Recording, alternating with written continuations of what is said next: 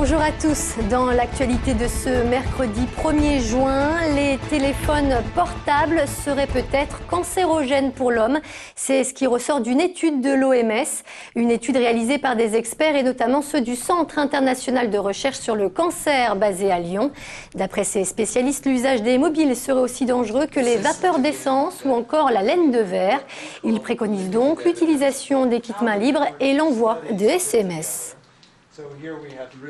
On a découvert chez les utilisateurs de téléphones portables vis-à-vis les personnes qui n'utilisent pas un risque un peu élevé, mais significatif, statistiquement significatif, d'un développement de cancer dans le cerveau. Les gens qui ont utilisé pendant 10 ans, pour à peu près 30 minutes par jour, ce sont les personnes qui ont démontré un risque élevé. Braquage raté hier en pleine journée dans le 7e arrondissement de Lyon. Peu après midi, 2 hommes cagoulés et fortement armés ont fait irruption dans un atelier de bijouterie, le même attaqué déjà en mars 2010.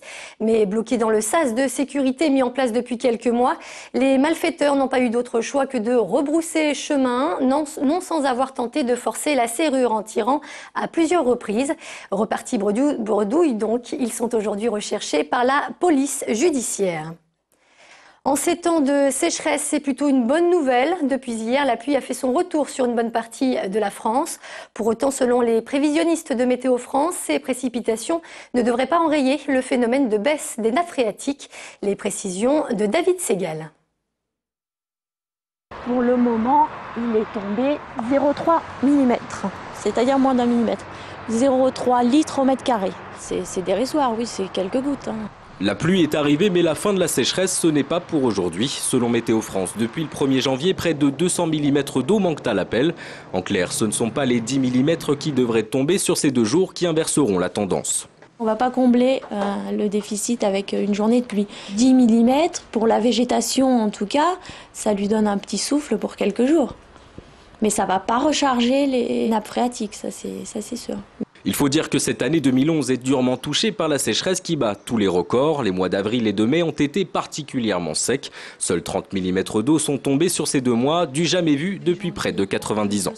Depuis 1922, avec tous les autres épisodes, c'est effectivement un record. C'est la première fois qu'on a 2 mois cumulés aussi secs.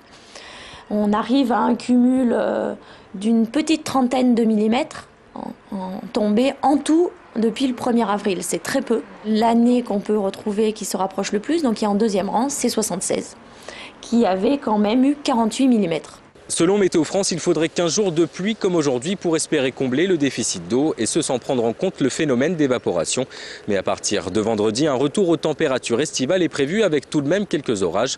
En clair, la situation reste critique avec un mois de juin qui s'annonce chaud et des probabilités de pluie plutôt faibles. C'est l'une des figures du quai de la pêcherie. Pascal Secaldi, gérant du magasin de modélisme, est sur le point de prendre sa retraite. Conséquence, après plus de 30 ans passés le long des rives de Saône, sa boutique doit fermer ses portes aux grandes dames de ses clients fidèles. Émilie Deschamps, David Segal.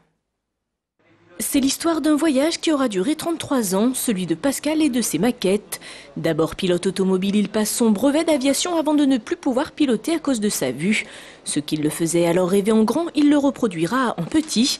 Une aventure devenue passion. Et à 63 ans, Pascal n'a pas vu le temps passer. J'ai toujours l'impression que, comme j'ai pas refait le magasin, que je suis arrivé il y a 2 jours, quoi. Et puis que je repars, voilà, quelques jours après, quoi. Parce que les clients, à part que les clients qui avaient 10 ans, maintenant en ont bientôt 50. Sur ces étagères, quelques 2000 modèles, avec bien entendu des avions, des voitures ou encore des bateaux. Mais les maquettes qui se vendent le mieux, c'est encore quand le modèle original a fait parler de lui. J'avais un porte-avions que j'ai gardé pendant des années, qui était invendable parce qu'il n'a participé à aucune manœuvre. Et un jour, il était dans le golfe Persique, et dans 2 heures, j'ai vendu toutes les maquettes que j'avais en stock. Derrière lui, Pascal laisse beaucoup de souvenirs et des clients. Ici, ils viennent chercher le contact avec un spécialiste et des conseils qu'ils ne retrouvent pas en supermarché. On va le regretter. Ah, oui. On va vous regretter parce que bon... On peut pas acheter sur Internet. Ah ben non. Au moins, on peut discuter. Là, on discute de maquettes. Ça fait, je sais pas, un quart d'heure, 20 minutes, une demi-heure qu'on discute de maquettes. C'est ça qui est sympa. La retraite, c'est donc pour bientôt, mais à condition de vendre. Une ultime galère pour Pascal, car pas question pour son propriétaire de voir arriver un restaurant ou de l'alimentaire à la place de son magasin.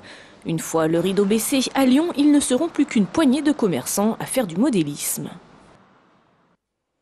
Le compte à rebours a commencé pour l'Asvel qui affronte à l'Astrobal Nancy en match retour des playoffs. Battus samedi dernier 109-93, les hommes de Nordingrid doivent impérativement s'imposer ce soir pour espérer jouer un match d'appui en ligne de mire. La finale des playoffs qui se jouera le 11 juin à Bercy. Le début de la rencontre est prévu à 20h30.